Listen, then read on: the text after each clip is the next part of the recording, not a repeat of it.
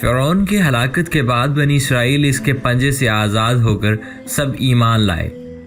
اور حضرت موسیٰ علیہ السلام کو خداوند کریم کا یہ حکم ہوا کہ وہ 40 راتوں کو کوہ طور پر اعتکاف کرے۔ اس کے بعد انہیں کتاب تورات دی جائے گی۔ چنانچہ حضرت موسیٰ علیہ السلام کوہ طور پر چلے گئے اور بنی اسرائیل کو اپنے بھائی حضرت ہارون علیہ السلام کے سپرد کر دیا۔ آپ 40 دن تک دن بھر روزہ دار کی طرح رہ کر ساری رات عبادت میں مشغول رہتے،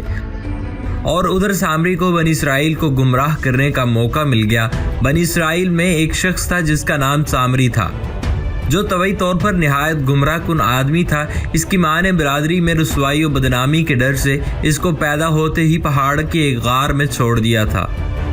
اور حضرت جبریل علیہ السلام نے اللہ کے حکم سے اس کو اپنی انگلی سے دودھ پلایا اور اس کو پالا۔ اس لیے یہ حضرت جبریل علیہ السلام کو پہچانتا تھا۔ اس کا پورا نام موسیٰ سامری ہے، اور حضرت موسیٰ علیہ السلام کا نام بھی موسیٰ ہے۔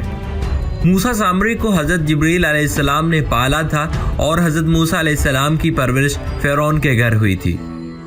مگر خدا کی شان کے فرعون کے گھر پرورش پانے والے موسیٰ علیہ السلام تو خدا کے رسول ہوئے، اور حضرت جبریل علیہ السلام کا پالا ہوا موسیٰ سامری کافر ہوا، اور بنی اسرائیل کو گمراہ کر کے اس نے بچڑے کی پوجا کرائی۔ اس بارے میں کسی عارف نے کیا خوب کہا ہے، یعنی جب کوئی آدمی ازل ہی سے نیک بخت نہیں ہوتا تو وہ بھی نامراد ہوتا ہے، اور اس کی پرورش کرنے والے کی کوشش بھی ناکام اور نامراد ہوتی ہے۔ دیکھ لو، موسیٰ سامری جو حضرت جبریل علیہ السلام کا پالا ہوا تھا وہ کافر ہوا، اور حضرت موسیٰ علیہ السلام جو فرعون کی پرورش میں رہے وہ خدا کے رسول ہوئے۔ اس کا راز یہی ہے کہ موسیٰ سامری ازلی شقی اور پیدائشی بدبخت تھا، تو حضرت جبریل علیہ السلام کی تربیت اور پرورش نے اس کو کچھ بھی نفع نہ دیا، اور وہ کافر کا کافر ہی رہ گیا۔ اور حضرت موسیٰ علیہ السلام چونکہ ازلی سعید اور نیک بخت تھے، اس لیے فرعون جیسے کافر کے پرورش سے بھی ان کو کوئی نقصان نہیں پہنچا۔ جن دنوں حضرت موسیٰ علیہ السلام کوہ طور پر معتکف تھے، سامری نے آپ کی غیر موجودگی کو غنیمت جانا، اور یہ فتنہ برپا کر دیا کہ اس نے بنی اسرائیل کو سونے چاندی کے زیورات کو مانگ کر پگھلایا اور اسے ایک بچڑا بنایا، اور حضرت جبرائیل علیہ السلام کے گھوڑے کے قدموں کی خاک جو اس کے پاس محفوظ تھی، اس نے وہ خاک بچڑے کے منہ میں ڈال دی تو وہ بچڑا بولنے لگا۔ ناظرین، پھر سامری نے مجمع عام میں یہ تقریر شروع کر دی کہ اے بنی اسرائیل، حضرت موسیٰ علیہ السلام خدا سے باتیں کرنے کے لیے کوہ طور پر تشریف لے گئے ہیں، لیکن خدا تو خود ہم لوگوں کے پاس آ گیا ہے اور بچڑے کی طرف اشارہ کر کے بولا کہ یہی خدا ہے۔ سامری نے ایسی گمراہ کن تقریر کی کہ بنی اسرائیل کو بچڑے کے خدا ہونے کا یقین آ گیا، اور وہ بچڑے کو پوجنے لگے، اور 12,000 آدمیوں کے سوا ساری قوم نے چاندی سونے کے بچڑے کو بولتا دیکھ کر اس کو خدا مان لیا، اور اس کے آگے سر بسجود ہو کر اس بچڑے کو پوجنے لگے۔ چنانچہ خداوند کو دوست کا ارشاد ہے، الاعراف آیت 157، اور موسیٰ کے بعد اس کی قوم اپنے زیوروں سے ایک بچڑا بنا بیٹھی ہے جو صرف جان کا دڑا تھا، وہ گائے کی طرح آواز کرتا۔ جب 40 دنوں کے بعد حضرت موسیٰ علیہ السلام خدائے عز و جل سے ہم کلام ہو کر اور تورات شریف ساتھ لے کر بستی میں تشریف لائے اور قوم کو بچڑا پوجتے ہوئے دیکھا تو آپ پر بے حد غضب و جلال طاری ہو گیا۔ آپ نے جوش و غضب میں اپنے بھائی حضرت ہارون علیہ السلام کی داڑھی اور سر کے بال پکڑ کر گھسیٹنا اور مارنا شروع کر دیا، اور فرمانے لگے کہ کیوں تم نے ان لوگوں کو اس کام سے نہیں روکا۔ حضرت ہارون علیہ السلام معذرت کرنے لگے جیسا کہ قرآن مجید میں موجود ہے، الاعراف آیت 150،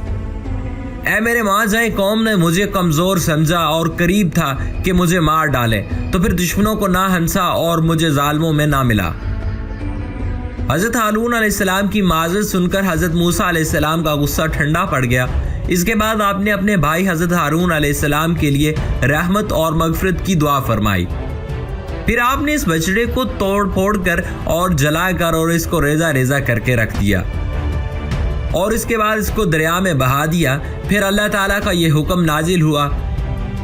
کہ جن لوگوں نے بچڑے کی پرستش نہیں کی ہے وہ لوگ بچڑا پوجنے والوں کو قتل کریں۔ چنانچہ سامری سمیت 70,000 بچڑے کی پوجا کرنے والے قتل ہو گئے۔ اس کے بعد یہ حکم نازل ہوا کہ حضرت موسیٰ علیہ السلام 70 آدمیوں کو منتخب کر کے کوہ طور پر لے جائیں، اور یہ سب لوگ بچڑا پوجنے والوں کی طرف سے معذرت طلب کرتے ہوئے یہ دعا مانگیں گے کہ بچڑا پوجنے والوں کے گناہ معاف ہو جائیں۔ چنانچہ حضرت موسیٰ علیہ السلام نے چن چن کر اچھے 70 آدمیوں کو ساتھ لیا اور کوہ طور پر تشریف لے گئے۔ جب لوگ کوہ طور پر طلب معذرت و استغفار کرنے لگے تو اللہ تعالیٰ کی طرف سے آواز آئی کہ اے بنی اسرائیل، میں ہی ہوں، میرے سوا تمہارا کوئی معبود نہیں۔ میں نے ہی تم لوگوں کو فرعون کے ظلم سے نجات دے کر تم لوگوں کو بچایا ہے، لہذا تم لوگ فقط میری ہی عبادت کرو اور میرے سوا کسی کو مت پوجو۔ اللہ تعالیٰ کا یہ کلام سن کر یہ 70 آدمی ایک زبان ہو کر کہنے لگے کہ اے موسیٰ، ہم ہرگز آپ کی بات نہیں مانیں گے جب تک ہم اللہ تعالیٰ کو اپنے سامنے نہ دیکھ لیں۔ یہ 70 آدمی اپنے ضد پر بالکل اڑ گئے تھے کہ ہم کو آپ خدا کا دیدار کرائیں، ورنہ ہم ہرگز نہیں مانیں گے کہ خداوند عالم نے یہ فرمایا ہے۔ حضرت موسیٰ علیہ السلام نے ان لوگوں کو بہت سمجھایا، مگر یہ شریر و سرکش لوگ اپنے مطالبے پر اڑے رہ گئے، یہاں تک کہ اللہ تعالیٰ نے اپنے غضب و جلال کا اظہار اس طرح فرمایا کہ ایک فرشتہ آیا اور اس نے ایک ایسی خوفناک چیخ ماری کہ خوف و ہراس سے لوگوں کے دل پھٹ گئے اور یہ 70 آدمی مر گئے۔ پھر حضرت موسیٰ علیہ السلام نے خداوند عالم سے کچھ گفتگو کی اور ان لوگوں کے لیے زندہ ہو جانے کی دعا مانگی تو یہ لوگ زندہ ہو گئے۔ تفسیر سعدی میں جن آیات میں سامری کا تذکرہ آیا ہے ان کا مفہوم کچھ یوں ہے۔ فرعون سے نجات کے بعد حضرت موسیٰ علیہ السلام کے لیے اللہ تعالیٰ نے جگہ اور دن مقرر کر دیے تھے کہ ان پر 30 دن میں تورات نازل کریں۔ موسیٰ علیہ السلام اس مقررہ جگہ پر اللہ تعالیٰ سے ملاقات کے شوق میں جلدی پہنچ گئے، جس پر اللہ سبحانہ و تعالیٰ نے فرمایا کہ کس چیز نے تجھ کو اپنی قوم سے پہلے آنے پر آمادہ کیا، تو نے صبر کیوں نہ کیا یہاں تک کہ اپنی قوم کے ساتھ آتا۔ موسیٰ علیہ السلام نے عرض کیا کہ وہ یہاں سے قریب ہی ہے اور ان قریب یہاں پہنچ جائیں گے، اور جس چیز نے مجھے جلدی آنے پر آمادہ کیا وہ تیری رضا کا حصول،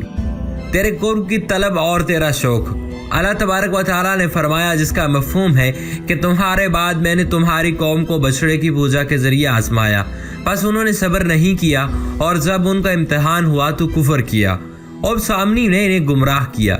وہ بچڑا بنا کر لایا جس میں سے بیل کی آواز نکلتی تھی۔ حضرت موسیٰ علیہ السلام پھر غم و غصہ لیے قوم کی طرف لوٹے اور پوچھا کہ کیا میرے رب نے وعدہ نہیں کیا تھا تورات نازل کرنے کا، یا مجھے دیر ہو گئی تھی؟ مفسرین کے مطابق اس کے دوسرے معنی ہو سکتے ہیں، وہ یہ کہ کیا نبوت میں اتنا زیادہ عرصہ گزر گیا تھا کہ علم کے آثار مٹ گئے، جس کی وجہ سے تمام گمراہی کا شکار ہو گئے۔ مگر معاملہ یوں نہیں تھا، اس لیے تمہارا یہ عذر جائز نہیں، پس تم نے وعدہ خلافی کی اور اپنے رب کے غضب کو دعوت دی۔ انہوں نے پھر حضرت موسیٰ علیہ السلام سے کہا کہ یہ کام جان بوجھ کر نہیں کیا، بلکہ اس کا سبب زیورات تھے، ہم ان کے گناہ سے بچنا چاہتے تھے۔ اہل تفسیر ذکر کرتے ہیں کہ بنی اسرائیل نے مصر میں نکلنے سے پہلے قبطیوں سے زیورات مستعار لیے تھے، مصر سے نکلتے وقت ان کو بھی ساتھ لے آئے، پھر نکلنے کے بعد ان زیورات کو پھینک دیا، اور جب حضرت موسیٰ علیہ السلام چلے گئے تو پھر اکٹھے کر لیے گئے کہ حضرت موسیٰ علیہ السلام کی واپسی پر اس بارے میں ان سے رجوع کریں گے۔ جس روز فرعون کا لشکر غرق ہوا، اس روز سامری نے رسول کا نقش پاک دیکھ لیا تھا۔ اس نے اس نقش پاک سے ہاک کی ایک مٹی اٹھائی، اور ہاک میں یہ تاثیر تھی کہ جب اسے کسی چیز پر ڈالا جاتا تو وہ زندہ ہو جاتی۔ یہ امتحان اور آزمائش تھی۔ اس نے یہ ہاک بچڑے پر ڈال دی، جس سے اس میں حرکت پیدا ہو گئی اور اس سے آواز بھی نکلتی تھی۔ حضرت موسیٰ علیہ السلام نے ہارون علیہ السلام کو بھی سرزنش کی کہ تم نے بنی اسرائیل کیوں نہیں روکا، جبکہ میں تمہیں اپنے پیچھے چھوڑ کر گیا تھا؟ تو حضرت ہارون علیہ السلام نے فرمایا کہ میں نے سمجھانے کی بہت کوشش کی تھی، لیکن وہ نہیں مانے۔ پھر حضرت موسیٰ علیہ السلام نے سامری سے پوچھا کہ یہ کیا ماجرا ہے، تو اس نے ساری تفصیل بتائی، جس پر حضرت موسیٰ علیہ السلام نے اسے بد دعا دی اور کہا مجھ سے دور ہو جا، تجھے زندگی میں ایسی سزا دی جائے گی کہ کوئی شخص تیرے قریب آئے گا نہ تجھے چھوئے گا۔ پھر حضرت موسیٰ علیہ السلام نے اس بچڑے کو جلا کر ریزہ ریزہ کر دیا تاکہ بنی اسرائیل کے سامنے اس کی حقیقت واضح ہو جائے۔ ناظرین، یہ تھی آج کی ویڈیو، اور جس میں ہم نے آپ کو بتایا کہ سامری جادوگر کون تھا